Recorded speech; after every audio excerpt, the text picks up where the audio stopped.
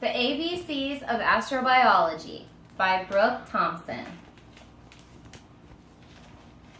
My goal in presenting this astrobiology communications and art project is to read this adult science picture book and introduce and overview some basic concepts, ideas, and definitions associated with the field of astrobiology. I aim to communicate complex science ideas in a casual, lighthearted way to help facilitate learning in a creative way and to even pique your curiosity. Enjoy. A is for astrobiology. Astrobiology, as defined by our course text, is the study of life on Earth and beyond. It emphasizes research into questions of the origin of life, the conditions under which life can survive, and the search for life beyond Earth. Astrobiology comes from the Greek word for astro, meaning space or stars, combined with biology, which means the study of life. So astrobiology translates to the study of life in space. Astrobiology studies the fundamental properties associated with life on Earth and then uses this information to address the question, is life elsewhere? Astrobiology examines three major topics. 1, the history of life on Earth. 2, what are we doing to search for life elsewhere? And 3, what is the future of life? Formerly known as geobiology or exobiology, astrobiology is a highly integrated field and multidisciplinary science. Basically, this means astrobiology combines multiple fields of science to help answer these complex questions, including chemistry, physics, geology, astronomy, biology, and more. B is for Big Bang Theory. Big Bang Theory is defined by our course text as a scientific theory of the universe's earliest moments, stating that all matter in our observable universe came into being at a single moment in time and as an extremely hot, dense mixture of subatomic particles and radiation. The Big Bang Theory is the most widely accepted explanation describing the event thought to have created the initial formation of the universe, which occurred about 13.7 billion years ago. It is believed by many that this event marked the beginning of time. The original cosmos, thought to have weighed only about 1,000 kilograms, was under extremely high temperature and density conditions. This tiny fireball of energy underwent an enormous Big Bang rapid expansion event, marking the beginning of time. Immediately, within 1 second, the matter existed as a hot soup of electrons, quarks, and other particles. After about 3 minutes, 3 minutes after the expansion, the universe was a super hot fog, still too hot to form electrons or protons, and prevented any light from shining through. After about 300,000 years, electrons combined with protons and neutrons to form atoms, and light shined through. Mostly, the two most simple chemical elements, hydrogen and helium, formed. 1 billion years later, gravitational forces caused the hydrogen and helium gases to clump together, forming giant clouds which will eventually turn into galaxies. This epic event brought space, energy, and all the building blocks of matter into existence. C is for Charles Darwin. Charles Robert Darwin was an English naturalist and geologist. Darwin traveled all around the world on the Beagle ship voyage, studying plants and animals. Darwin's significant observations during his travels played key roles in developing his contributions to evolution. His most infamous observations were in the Galapagos Islands, where he studied marine iguana, giant tortoises, tamed seals, and finches. Charles Darwin contributed the scientific theory of biological evolution that explains how modern organisms have evolved over long periods of time from common ancestors. Also, Darwin wrote the book The Origin of Species, which is recognized as the best science book ever written.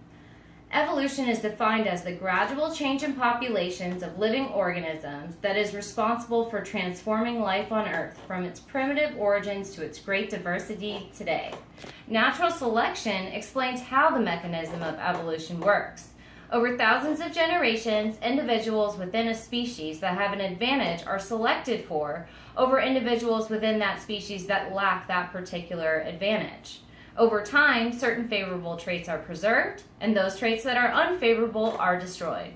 Darwin's contributions on biological evolution and natural selection are recognized and used within astrology as well. D is for disequilibrium, chemically speaking. Disequilibrium is an important concept to understand in astrobiology. Chemical disequilibrium refers to the chemical reaction in a given location that has not reached equilibrium and can continue reacting. Chemical disequilibrium is defined as a state in which a mixture of undergoing chemical reactions is not in equilibrium. Chemical reactions always move in one direction or the other and either release or use energy. So when the chemical reactions present in a given atmosphere or other location are balanced and reach equilibrium, they stop. In fact, the modern Earth has the largest thermodynamic chemical disequilibrium due to the presence of life. Therefore, when another atmosphere shows chemical disequilibrium characteristics within it, this indicates the chemical reactions are actively taking place and life could possibly exist there. E is for extremophile. Extremophiles are living organisms that are adapted to conditions that are extreme by human standards, such as very high or low temperatures or high level of salinity or radiation. Literally, the word extremophile is derived from the Latin word extremis, meaning extreme, and the Latin word phile, meaning one who loves, translating to an extreme loving organism. These microbial organisms are mostly single-celled, archaea and bacteria, but there are some exceptions. Extremophiles survive and even thrive under specific chemical and physical stresses. Some extremophiles have adapted to survive in extremely hot temperatures, such as near volcanoes or hot springs, or extremely cold temperatures like the permafrost layers in Antarctica. Or other extremophiles have adapted to live under high salinity or salt concentrations, environments such as Shark Bay in Western Australia, or high radiation environments which are characterized by a lot of sunlight exposure, or other extreme environmental conditions like desiccation or lack of water, no water at all. Most extremophiles can survive and even thrive under more than one extreme environmental condition. We call these polyextremophiles. By studying extremophiles, astrobiologists can determine the limits of life here on Earth and gain a better understanding of where these conditions exist beyond our planet, and possibly all life could exist as well. F is for fundamental forces of nature. Fundamental forces of nature are the four known fundamental forces: gravity, the electromagnetic force, strong force, and the weak force.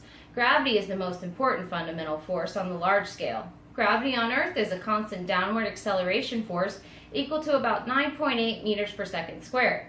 Gravity in the universe is what is responsible for the planets orbiting around the sun, the moon orbiting around the Earth, and creates the stars and planets in the sky.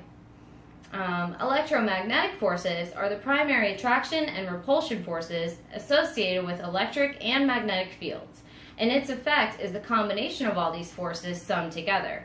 Strong force is the strongest fundamental force. Strong forces bind the tiny subatomic particles of matter that make up larger particles in the nucleus of atoms. The weak force, as implied by its name, is the weakest fundamental force, responsible for radioactive decay and subatomic particles over time, and this plays a major role in powering stars and making chemical elements as well. G is for giant impact hypothesis. The giant impact hypothesis is the most widely accepted hypothesis that explains the formation of the moon. This hypothesis states during the time when the solar system was forming, a collision between the Earth and a giant Mars-sized body of mass occurred, which resulted in our present-day Earth and Moon arrangement. Also, the scientific evidence we have supports this hypothesis as well. H is for hallmarks of science. The hallmarks of science are the three general characteristics of science. 1. Modern science seeks explanations for observed phenomenon that relies solely on natural causes. 2. Science progresses through the creation and testing of models of nature that explain the observations as simply as possible. 3. A scientific model must make testable predictions about natural phenomena that would force us to revise or abandon the model if the predictions did not agree with our observations. Astrobiology, especially as a multidisciplinary science, must honor and adhere to these hallmarks of science to maintain the validity of scientific findings, and to continue to build upon this knowledge and ideally develop more scientific discoveries. I is for interstellar cloud. Interstellar cloud is a cloud of dust and gas located in outer space in between the stars. In other words, interstellar clouds is the generic name given to an accumulation of gas, plasma, and cosmic dust in our Milky Way, and other galaxies as well. Also, interstellar clouds have higher densities than the surrounding space, known as the interstellar medium. Scientists believe complex molecules form inside these interstellar clouds.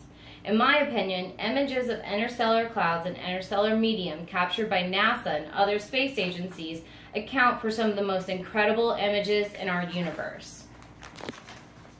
J is for Jupiter and Jovian moons. Jupiter and Jovian moons are an interesting topic of focus within the field of astrobiology. Jupiter is the largest planet in our solar system, sometimes referred to as Earth's big brother, and is the 5th planet from the Sun. Jupiter has a radius that is equivalent to about 11.2 times that radius of Earth. This red gaseous planet is comprised of mostly hydrogen and helium and has over 67 moons and counting. Another interesting characteristic of Jupiter are the rings which surround the planet, and they're comprised of space rocks. A distinguishing trait is Jupiter's Great Red Spot, which is an active storm occurring in Jupiter's extremely active atmosphere, and it's slowly diminishing in size over time. Although Jupiter itself isn't necessarily the focus of the interest, but rather some of Jupiter's moons, referred to as Jovian moons. 4 of Jupiter's moons, known as the Galilean moons, are Europa, Io, Ganymede, and Callisto, and they have interesting potential for habitability and have piqued the interest of future exploration missions with hopes to explore and discover how habitable these Jovian moons may really be. K is for the casting CHZ, Climate Habitable Zone Model. Just adjust here. And that was developed in 1993 by Dr. James Casting after years of research at Penn State University. Since finding extraterrestrial planets, which may be able to support life, is one of the biggest goals in astronomy, Casting developed a model to assist in narrowing the scope of possibilities in space. A habitable zone is defined as the region around a star in which planets could potentially have surface temperatures where liquid water could exist. Habitable zone conditions are not too close to the star, making temperatures too hot, and not too far from the star, making temperatures too cold. Understandably, this region is often referred to as the Goldilocks zone. Because we know life relies on water to survive, one of the requirements for finding potentially habitable worlds is that liquid water must be able to exist on the planet's surface. Although it is important to note, subsurface water or liquid water lying below the surface of planets is a possibility too. In summary, casting CHZ models help us astrobiologists identify potential locations relative to nearby stars where conditions allow liquid water to exist, and thus helps us identify where life could exist as well. L is for LUCA. LUCA is an acronym that stands for the least common universal ancestor. LUCA is a genetics term which describes the original common ancestor that all 3 domains of life descended from. That's bacteria, archaea, and eukarya, and thus have in common, genetically speaking, that is. In other words, LUCA is the populations of organisms that all modern-day forms of life here on Earth share by a common descent, and we've all evolved from this common ancestor over the past billions of years. LUCA is thought to have lived approximately 4 billion years ago. Also, scientists believe that LUCA likely lived near iron-sulfur-rich hydrothermal vents on the ocean floors. LUCA is thought to have been autotrophic, or meaning it makes its own food sources, and anaerobic, or not breathing in air. M is for Mars. Mars is the 4th planet from the Sun and Earth's neighbor to our farther side from the Sun. For a fun fact to start, Mars was named after the mythological figure, the Roman god of war, and is commonly nicknamed the Red Planet because of its brownish red color characteristic to the surface. Mars' size is quite smaller than Earth, estimated to be about 53% of Earth's diameter, or about half the size of our planet. Mars includes the largest known volcano in our solar system, Olympus Mons, and the largest known canyon, Valles Marineris. Interestingly, scientists have learned even more about Mars since the discovery of Martian meteorites, or meteorites discovered on Earth that are thought to have come from Mars. Shown to the right is the Martian meteorite ALH 84001, discovered in Antarctica in 1984 by Alan Hills, which was later determined to have originated from Mars. Regarding the field of astrobiology, Mars is of great interest to scientists for further exploration for several reasons. The planet's proximity to Earth, its location within the conservative habitable zone, and the evidence of the past existence of liquid water and other similarities to Earth. N is for nutrient cycling. Nutrient cycling is defined as the cyclic conversions of nutrients from one form to another within biological communities. Nutrient cycling is an essential process in Earth's biosphere, which occurs when the usage of these nutrients, like carbon, nitrogen, oxygen, hydrogen, and phosphorus, are recycled and available for reuse for various organisms on the planet. It involves both living and non-living components to complete its processes. For example, the carbon cycle, as shown here, involves several processes that facilitate carbon cycling through the environment, our water, through our soil, through the air. Carbon begins in the air as the gaseous form of CO2. Plants use the CO2 to help with their photosynthesis. When animals eat these plants, they consume the carbon, and also through cellular respiration, animals exhale the CO2, otherwise known as breathing. Once the plants and animals die, their remains decompose in the soil and the carbon returns back to the earth. Similarly, yet a much more complex process is the nitrogen cycle, as shown here, and this shows the various processes by which nitrogen is recycled on our planet as well. O is for organic molecules. Organic molecules are carbon-based chemical molecules and are basically the building blocks for life. There are 4 basic types of organic molecules: carbohydrates, lipids, otherwise known as fats, amino acids or proteins, and nucleic acids, which are the building blocks of DNA and RNA. Our course text states that in general, any molecule containing carbon is associated with life, although we do not generally consider molecules such as carbon dioxide and carbonate minerals to be organic, since they are commonly found independent of life. And knowing and understanding the basic chemical requirements or chemical ingredients necessary to create life, astrobiologists gain a better understanding for the fundamental building blocks and that must be present for various concepts of astrobiology. P is for primordial soup, the precursors of life. Primordial soup, also known as prebiotic soup, is defined as a mixture of organic molecules and the evolutionary theory from which life on Earth originated. Before life on Earth, the seas and atmosphere consisted primarily of an oxygen-free gaseous mixture containing mostly water, hydrogen, methane, ammonia, and carbon dioxide. They are the key ingredients in this primordial soup, which we call the precursors to life.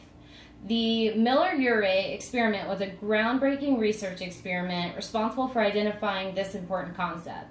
The Miller-Urey experiment, performed by scientists Stanley Miller and Harold Urey, simulated these primordial Earth atmosphere conditions in a lab, and then adding these inorganic chemical soup ingredients, and amazingly observed these amino acids and other organic molecules forming from inorganic ingredients. Wow. In the question, Q is for the questions of astrobiological importance. The questions of astrobiological importance are significant questions within the field of astrobiology that scientists aim to address. In performing various scientific experiments, research studies, space exploration missions, field research, and more, scientists hope to find answers to the following questions. How does life originate? How does life evolve? What kind of environment is necessary for life to survive? What are the environmental limits or extremes under which life can survive? What might life look like on another world? Is there or are there or has there been elsewhere in our solar system any life? How can we observe and identify habitable or even inhabitable worlds? What is humanity's future on Earth and beyond? R is for redox reactions. Redox reactions are abbreviated for reduction oxidation reactions and are defined as chemical reactions that involve an exchange or reshuffling of electronic charge between the reacting atoms or molecules. A redox reaction always involves the transfer of one or more electrons from an electron donor, which then becomes oxidized, to an electron acceptor, which becomes reduced. 4 types of chemical reactions are considered redox reactions. There's synthesis, decomposition, single replacement, and combustion type reactions. Redox reactions are incredibly important chemical reactions for life on Earth because they are the major energy source reactions both biologically and artificially. Redox reactions occur in the human body and other animal cells, and they are involved in photosynthesis in plants and the reactions that produce ATP, which is a major energy source molecule used by many organisms on the planet, among numerous other vital roles. S is for Snowball Earth. Snowball Earth is the name given to a hypothesis suggesting that some 600 to 700 million years ago, Earth experienced a period in which it became cold enough for glaciers to exist worldwide, even in equatorial regions. Snowball Earth was first proposed by American geobiologist J.L. Kershevink, who stated that the entire Earth was covered in ice from the North and South poles to the equator. On at least 2 occasions. He thinks that it occurred 2.4 billion years ago and also at approximately 580 million years ago. These snowball Earth conditions occurred. T is for the timeline of events, and that's otherwise referred to as the geological timescale. The timeline of events is the timescale used by scientists to describe major eras in Earth's past. It is divided into 4 eons: the Hadean, the Archean, the Proterozoic, and the Phanerozoic. The timeline of events begins about 4.6 billion years ago, which is when they think the formation of the Earth occurred. And that goes through 4.0 billion years ago, and that's the Hadean eon.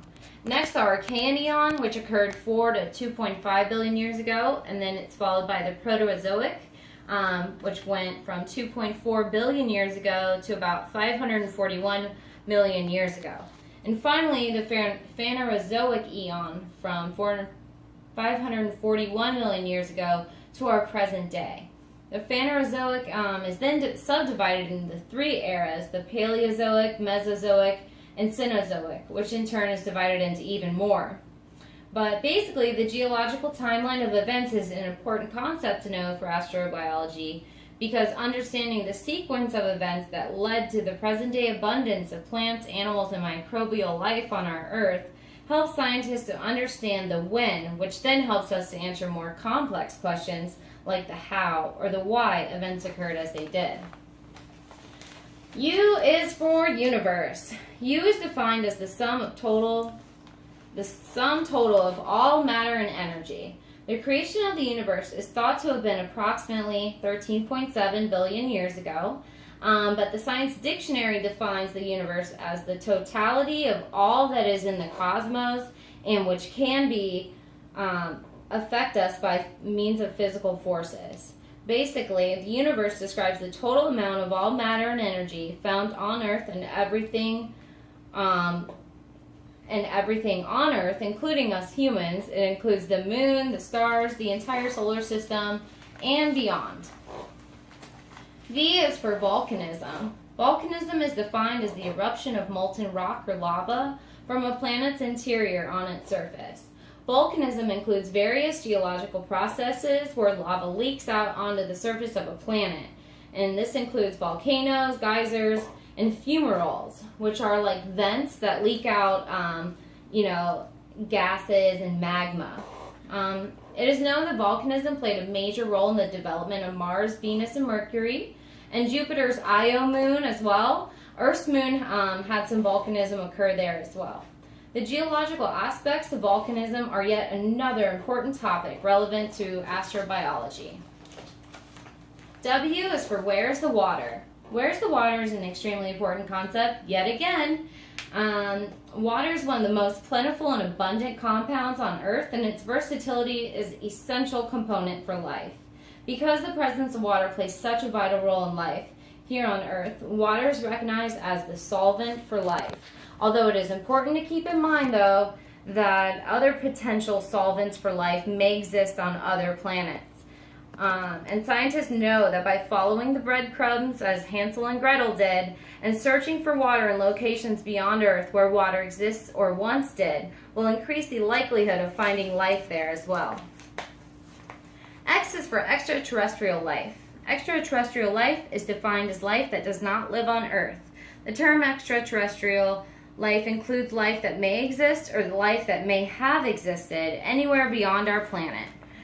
Astrobiology studies terrestrial life, or life here on Earth, to help gain understanding and insight about extraterrestrial life, or life outside of Earth. And finally, Z is for zeal. Z is defined by the Webster's Dictionary as an eagerness and ardent interest in pursuit of something. Hopefully, this presentation has taught you what astrobiology is and has communicated a few of the topics relevant to this science and helped facilitate your learning of scientific material.